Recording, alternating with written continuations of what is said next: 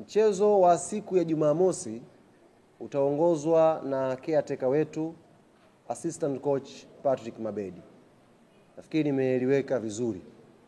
Mchakato huu unaendelea na ndani ya siku 3 zijazo baada majaliwa Mwenyezi Mungu mchakato unaweza kukamilika, tukawa tumeshampata kocha wetu. CV zimetumwa nyingi sana. Kuna kazi inaendelea ya kufanya tathmini ya hizo CV na kupata kilicho bora katika hizo CV nyingi ambazo zimetumwa. Lakini mchezo wa Jumamosi kwa maana ya maandalizi ambayo yameanza leo mpaka kufikia siku ya Jumamosi, timu yetu itakuwa chini ya kocha msaidizi ambaye ndiye caretaker hapa kwa wiki hii, mwalimu wetu Patrick Mabedi. Tuna imani kubwa sana na Patrick Mabedi kwa sababu anao uzoefu wa kutosha. Mwalimu ambaye ameshakuwa kocha wa timu ya taifa ya Malawi na akacheza tournament kubwa mbalimbali akiwa na timu ya taifa ya Malawi. Tunaamini anaweza kuishi katika pressure hii, anaweza kukiongoza kikosi chetu, anaweza kutengeneza silaha za kutosha, tukaenda kupata matokeo mazuri siku ya Jumamosi na Young Africans ikaqualify kwenda hatua ya makundi inshallah. Jambo la tatu katika yale manne, la pili la nne bado. Hawa wageni Silver Striker kina uchizi nao anaitwa hao kina uchizi hao. Hawa bwana wanatarajia kuwasili nchini siku ya Alhamis na wataingia Tanzania kwa maana ya uwanja wa kimataifa pale Julius Kambarage majira ya 2:30 usiku. 2:30 usiku siku ya Alhamis ndio siku ambayo Silver Striker wataingia Dar es Salaam Tanzania. Wakishaingia watakuwa na siku moja ya kufanya mazoezi ambayo itakuwa Ijumaa. Tutakuja kuwatangazia muda kwa sababu ni official training na waandishi mtaruhusiwa pia kwenda kuangalia mazoezi yao. Kwa hiyo nikasema niwape pia na taarifa ya hawa bwana kuja. Pengine mkahitaji kwenda kufanya coverage siku hiyo wanakuja, basi muda wanaokuja ni 2:30 usiku na watafanya mazoezi siku ya Ijumaa. Jambo la tatu linahusu niseme ni message mbalimbali, jumbe ambazo zimekuwa zikitolewa na viongozi mbalimbali wa matawi wa klabu yetu Young Africans. Tumepokea message nyingi kutoka kwa wanachama pia wa klabu yetu Young Africans. Na kwa nukta hii niwapongeze sana mashabiki na wanachama wa klabu yetu ambao walisafiri kutoka Dar es Salaam Tanzania kuelekea Malawi tena Lilongwe kwa ajili ya kuisupport timu yetu. Niwapongeze sana na limekuwa jambo zuri pale Lilongwe. Bahati mbaya hatujapata matokeo mazuri. Ndio bahati mbaya. Lakini mashabiki wa Young Africans waliplay part yao 100%. Wale wa Malawi walisema ndio kwa mara ya kwanza wameshuhudia timu ngeni ikiwa na idadi kubwa ya mashabiki. Katika level ya vilabu, katika level ya timu ya taifa, hawajawahi kushuhudia wingi ule uwanjani. Kwa maana yake mashabiki na wanachama klabu yetu Young Africans walifanya jukumu lao kwa 100% tu. Rehema siku ile ya ushindi haikuwa upande wetu. Na ndio maana hakuna hata mmoja katika nyinyi waandishi mliokuja hapa ambaye hata amegusia hilo jambo na kuwapongeza mashabiki tena kusafiri kuelekea Malawi kuisupport timu yao. Bahati mbaya tu uzuri wa lile tukio umefichwa na matokeo. Tumekosa matokeo na kila mmoja akaanza kujadili kuhusu mchezo, tukasahau kutoa credit kwa hawa watu ambao wamesafirishwa. Habari ambao tulisafiri kwenda Malawi, niwapongeze sana. Nimepitia changamoto nyingi njiani, taarifa nilikuwa nazipata. Niwape pole, lakini ndio kazi hiyo. Ndio kazi yenyewe hiyo. Kwa hiyo tunashukuru Mungu wote mmerudi salama na majukumu mengine yanaendelea. Hapo sasa kwa wanachama nilikuwa nawaambia tumepokea message nyingi sana. Jumbe mbalimbali na zote zilikuwa zinaelekeza ombi maalum la wanachama na mashabiki wa klabu yetu kwenda kwa kamati tendaji ya Young African Sports Club. Tumeona message ya mratibu wa mkoa wa Dar es Salaam mzee wetu Shabani. Tumesikia maombi ya wanachama mbalimbali ndani ya Dar es Salaam na nje ya mkoa wa Dar es Salaam wakiuomba uongozi wa Young Africans mechi ya siku ya Jumamosi itolewe viingilio. Hiyo mechi tuwakabidhi wao. Hiyo mechi tuifanye kuwa ni mechi special ya mashabiki na wanachama wa Young African Sports Club kwenda kuibeba timu yao na kuipeleka hatua ya makundi. Sasa asubuhi leo viongozi wamekutana. Na wamelichakata. Of course kama mnakumbuka tulishatangaza viingilio. Tukasema mzunguko utakuwa 5,000, VIP C itakuwa 10,000, B 20 na A ikawa 30. Na alhamdulillah mwamko ukaanza kuonekana kwamba watu wanaitaka mechi ya marudiano hapa Dar es Salaam.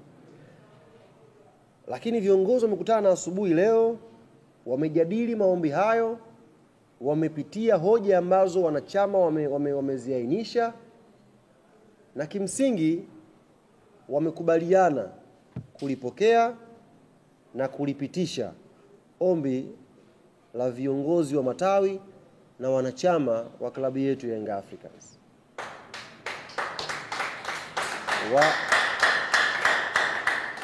Wamelipokea na wamelipitisha.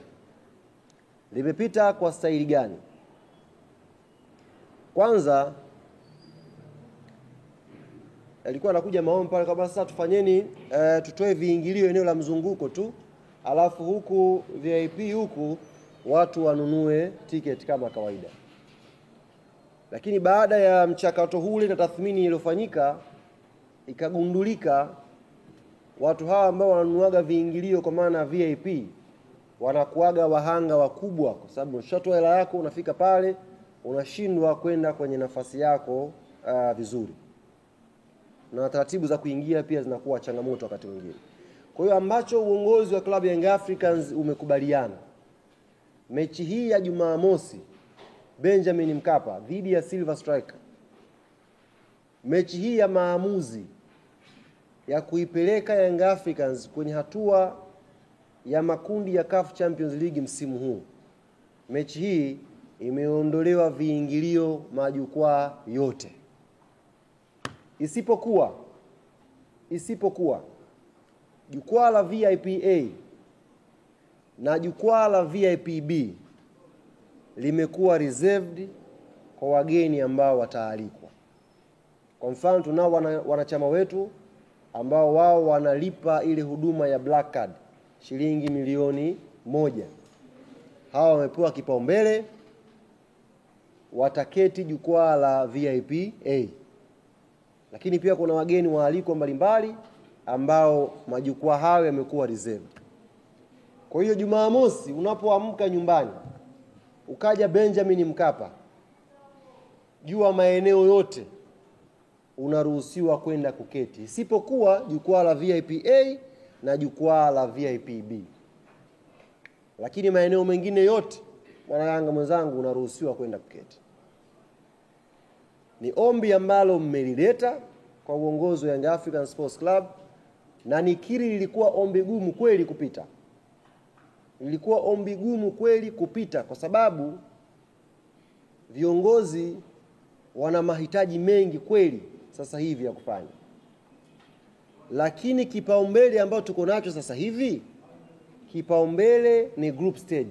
Ndio kipaumbele cha Yanga. Hakuna kitu kingine kwenye vichwa vyetu isipokuwa hatua ya makundi ya CAF Champions League. Kwa hiyo ombi lilikuwa gumu, lakini kwa upekee wake viongozi wameweza kucompromise vitu vyote kwa ajili yetu sisi wanachama na mashabiki wa klabu yetu Young Africans. Sasa basi, baada ya ombi hili kukubaliwa, ndipo ninapokwenda kwenye ajenda yangu ya 4 na ajenda yangu ya mwisho kwa siku ya leo. Tumesema hii mechi tumeiomba sisi mashabiki. Hii mechi tumeiomba sisi wanachama wa Young African Sports Club. Na tumetoa ahadi kwa viongozi wetu. Namba 1, tutakwenda kuujaza uwanja wa Benjamin Mkapa. Namba 2, tutakwenda kushangilia timu yetu dakika ya kwanza mpaka ya mwisho. Namba 3, wanachama na mashabiki wametoa ahadi wanakwenda kuipeleka timu yetu kwenye hatua ya makundi. Hapa matatu ni muhimu sana ndugu zanguni, tukakumbushana kia anapoitwa leo. La kwanza, tumetoa ahadi kwa viongozi, tufungulieni hayo mageti tuje hayo mundani. Namba 2, tunakuja kutengeneza hamasa, tunakuja kuwaamsha wachezaji wetu, tunakuja kutengeneza vibe ambalo halijawahi kutokea Benjamin Mkapa. Tukiwa tunaamini sauti hizi za wanachama ni sauti za ushindi, ni sauti ambazo zitakwenda kuinua morali ya wachezaji kutoka ambako iko sasa hivi iende juu kabisa kupambana kwenye pichi. Lakini la 3, tumeahidi tunakwenda kuipeleka timu yetu kwenye hatua ya makundi. Haya mambo yanatuhusu sisi wanachama, mashabiki na wapenzi wa klabu yetu Young African Sports Club. Naomba nisisitize hapa, ombi hili limeombwa na wanayanga kwa viongozi wa Yanga, na viongozi wa Yanga wameruhusu ombi hili kwa wanayanga. Sasa wewe ambaye sio mwana Yanga,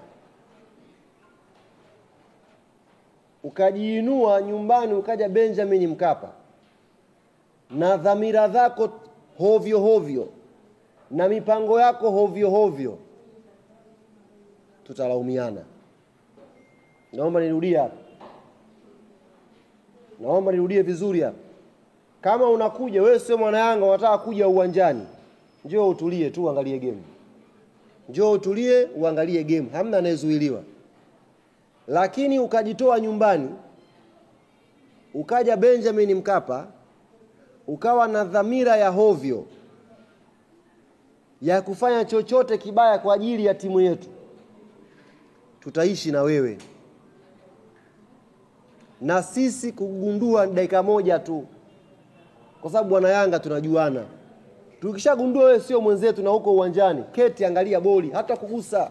Sisi hatunaga vurugu, sisi hatunaga fujo kwenye mechi zetu. Unakuja kuangalia boli, njoo uangalie boli basi.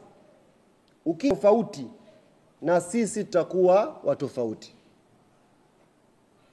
Hili nimelisema wazi kabisa. Wazi kabisa. Mnakaribishwa. Kila mpenzi wa mpira anakaribishwa. Lakini ukija na dhamira yako tofauti kwa engo yoyote ile, tukakubaini kwamba wewe dhamira yako ni mbaya, talaumiana. Si jambo la kuficha. Sisi tunakwenda kwenye vita Jumamosi. Jumamosi tunakwenda kuipambania heshima ya Young African Sports Club. Hata viongozi ambao wamefanya tathmini wakaruhusu mechi hii mashabiki waingie bure pale Benjamin Mkapa, wanajua nguvu ya mashabiki wao kwenda kuisupport timu yao. Wanajua hiyo nguvu. Sasa isitokee ukaja pale kuja kuharibu hiyo dhamira nzuri ambayo viongozi wako nayo. Tutalaumiana ndugu zangu. Tutalaumiana. Kama huwezi kutulia, subiri mechi yako kaangalie. Timu ya Tanzania zinacheza 4, si ndio weekend hii unaweza kuwafuata wengine ukaangalia. Kama huwezi kuja mechi ya Yanga ukatuliza boli, tafadhali. Timu ziko 4 zinacheza, nenda kaangalie hizo. Fresh kabisa, hamna kubugu, wewe nenda kaangalie. Fresh. Lakini ukija kwetu utulie, kwa sababu sisi Yanga siku hiyo tuna jambo letu pale la kufanya. Tuna kazi yetu pale ya kufanya. Tuna kazi yetu pale ya kuifanya.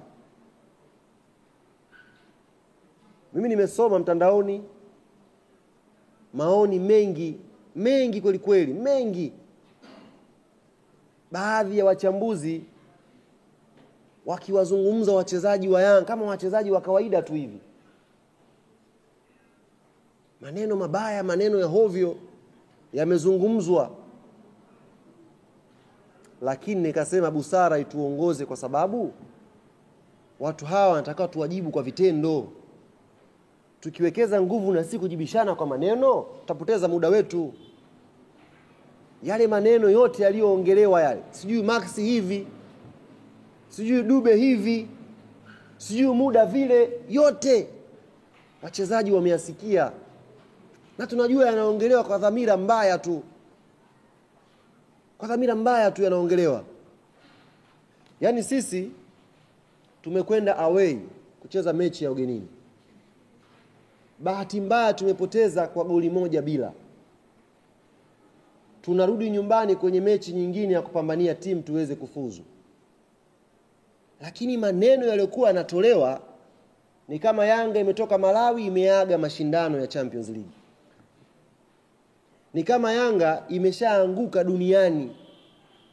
Yaani Yanga imekuwa timu ya ajabu. Sisi imetupa picha kwamba chuki ambayo watu waliifuga kwa miaka 4 wakati sisi tuna dominate mpira hapa na inshallah tutaendelea kudominate hapa. Chuki ile ni kubwa kweli. Imetokea chance Yanga imepoteza mchezo, sasa kila mtu ndo kaamka. Kila mtu kasema lake. Yaani kwenye mechi moja ambayo tumefungwa na Silva, Engineer kasemwa, Arafati kasemwa, wajumbe wamesemwa, Diara kasemwa, Pakome kasemwa. Mechi hiyo moja, goli hilo moja. Mechi moja, goli moja. Roho mbaya tu. Ni roho mbaya tu ndio zinawaongoza. Sasa sisi tukasema hawa tusiwajibu kwa maneno. Acha wachezaji waichukue hiyo ikae hapa kwenye kifua, ikae hapa. Alafu wao wakajibu kwa vitendo. Yaani wewe mtu aanze timu ya taifa ya Ivory Coast muone mchezaji wa kawaida. Wewe si majununi wewe, unakuwa tu na nini wewe tu unakosa makopo. Majununi tu wewe. Tumesikia yote na yamehifadhiwa hapa. Inshallah Jumamosi. Inshallah Jumamosi majibu yatapatikana Benjamin Mkapa. Yote yamehifadhiwa hapa. Sisi wakubwa tuna kifua cha kustahimili. Hii club kubwa. Klabu hii ina zaidi ya miaka 90 sasa hivi. Ina uwezo wa kustahimili mambo.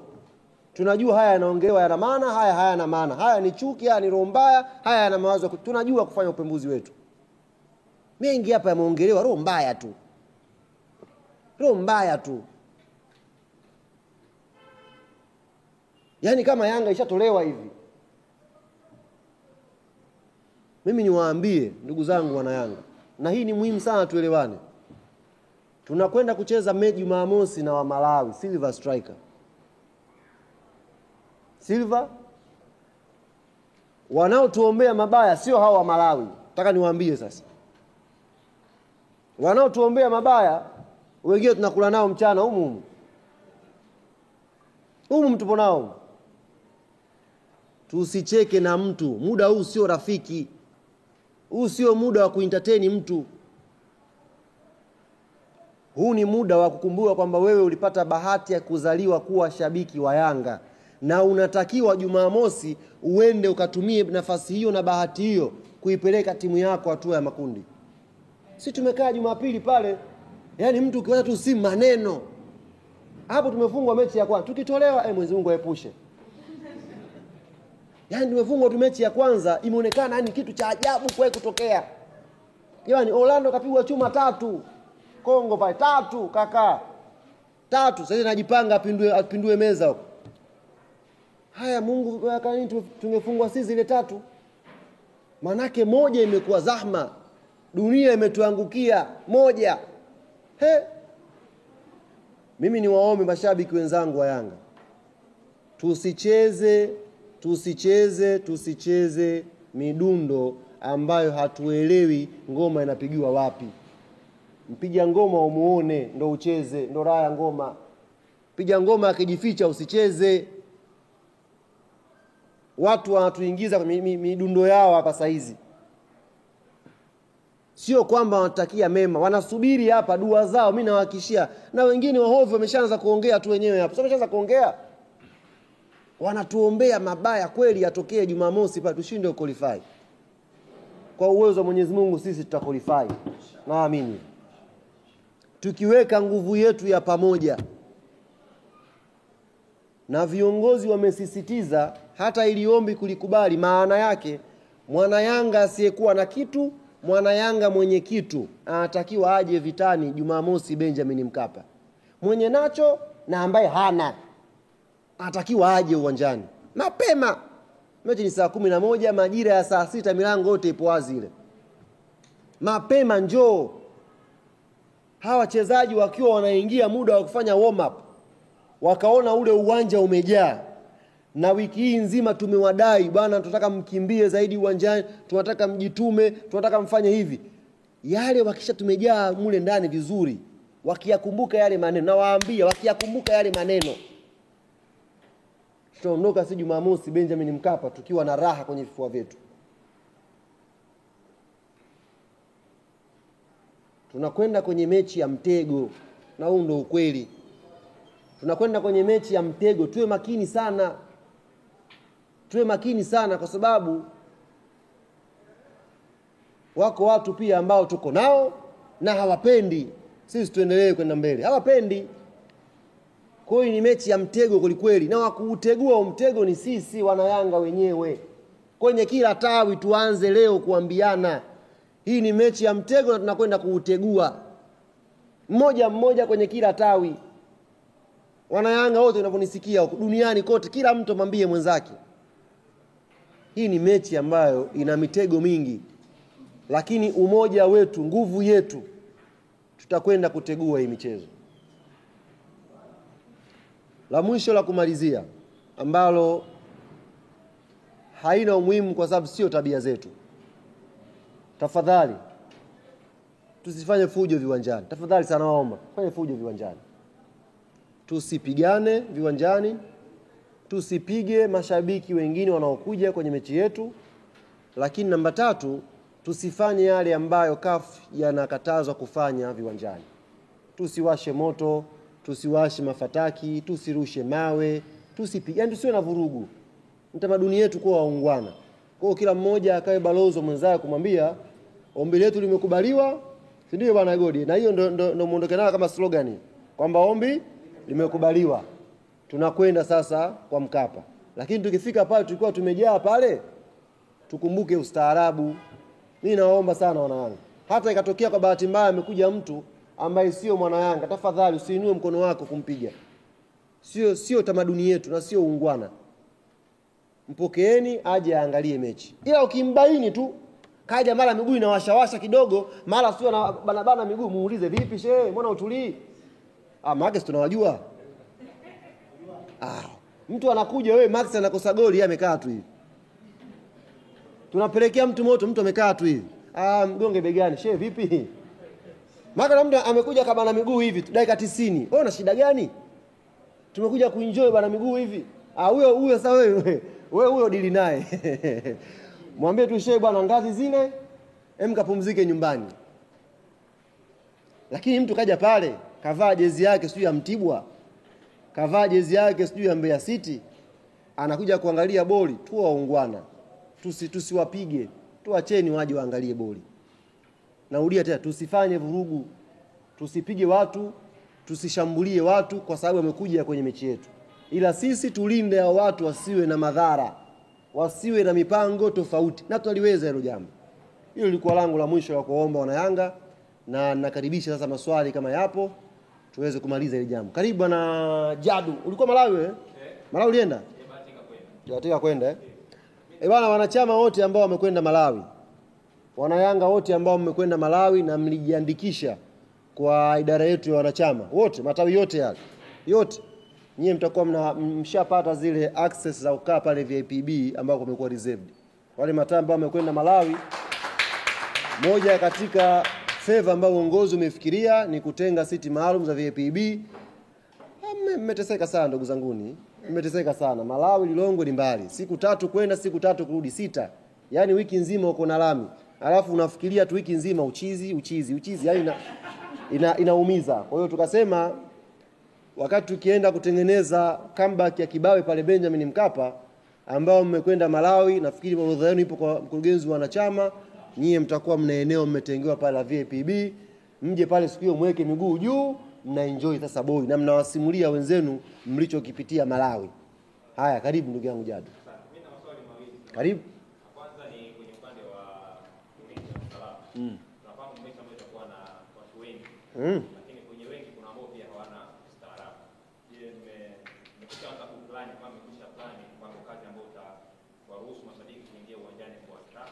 Lakini pia kama kuna ambao wamekwisha kununua tiketi mara baada ya kutangaza kuingia, kama wapo hawa mnawalifanyia kila kwa Swali zuri umeuliza. Kwanza mpaka tumekuja kutangaza, maana yake taratibu zote za kiusalama tumeshaanza kuzifanyia kazi. Tushapata mchoro jinsi utakavyoingia, na mechi ambazo huwa zina watu wengi pale Young Africans zote tunajitahidi sana kwenye mpangilio wa watu kuingia uwanjani kwenye yale mageti makubwa. Lakini pia ombi langu kwa wanayanga ni kuwahi. Unavyowahi maana yake unawahi kukwepa ule usumbufu na kuingia uwanjani. Uwanja umejaa, maana yake tutafunga mageti, tutatangazia uwanja umejaa, tukaangalie majumbani. Kwa hiyo namba moja tumeshafanya jukumu letu na tunaendelea kulifanya. Taratibu zote za kiusalama za watu kuingia. Namba mbili ni kuwaomba wanayanga wenyewe kuwahi. Njoo umependeza pale na jezi yako ya Yanga. Njoo umependeza pale vizuri, unawahi mapema, unaketi kwenye nafasi yako, unasubiri burudani. Kwa hiyo haya mawili yakienda sambamba, panakuwa hapana purukushani. Shida ni kwamba kundi la watu 40,000 wakaja uwanjani saa 10, mechi saa 11. Hapo ndo panakuwa pana mtihani. Watu 40,000 kama wameambiana hivi wanakuja wote getini saa 10. Lakini tukiwahi mapema, maana yake tuna nafasi ya kuujaza uwanja mapema, na ndio maana mimi natamani yani ule muda wa warm up timu ilikuwa inaingia ni saa 9 ile, si ndio? Timu ile inawasili pale. Timu tuipokee sisi, waone kabisa leo hapa hakuna discussion nyingine. Yani tena mimi natamani, nilisahau bwana nikumbusha Jadu. Moja katika jukumu letu wana Yanga siku ya Jumamosi, wachezaji wanatakiwa wa feel kwa nini si tuko Benjamin Mkapa. Wanatakiwa wa feel jambo. Tunataka goli Benjamin Mkapa. Tunapata kona.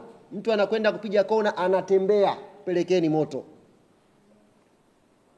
Unaelewa sijui? Tunataka matokeo. Tunataka tusimame nyuma ya timu yetu. Wachezaji wajue kwa nini tuko pale. Tunataka waende kwenye tempo ya juu ya kutafuta matokeo. Mwalimu kashawaandalia mpango, kashawapa. Tunaamini kwenye uzoefu wao, tunaamini kwenye quality yao. Wakifili uwepo mashabiki viwanjani, sisi tunakwenda group stage asubuhi na mapema. Wakifili ile joto kwamba leo wana Yanga wameitika, wamekuja hapa. Wana Yanga wamekuja na wanataka leo tuende makundi. Hii aibu nani anaitaka aibu? Ya kubaki hapa? Aibu mbaya hii. Hatua ya awali. Mwenyezi Mungu atuepushe. Mwenyezi Mungu, mimi haki ya Mungu, unajua nikilala hivi naona kiza. Yanga unaishije? Haupo group stage. Na una mechi ya nyumbani ya kupindua matokeo. Takuwa wana Yanga tumekubali jambo la kuwa dhaifu, tunaweza kupambana kuanzia leo. Ndio maana nasema kuanzia leo, kama kuna mitego tutegue. Kuanzia leo katika kila tawi. Hatuwezi kukubali aibu kama hii bwana. Mechi ya nyumbani dhidi ya Silver Striker ya Malawi. Yanga inakuwa tunaishia pale, hatuendi. Football inaweza katokea lolote. Ndio maana tuombee itokee hilo jambo. Itakuwa jambo baya na historia mbaya wa klabu yetu.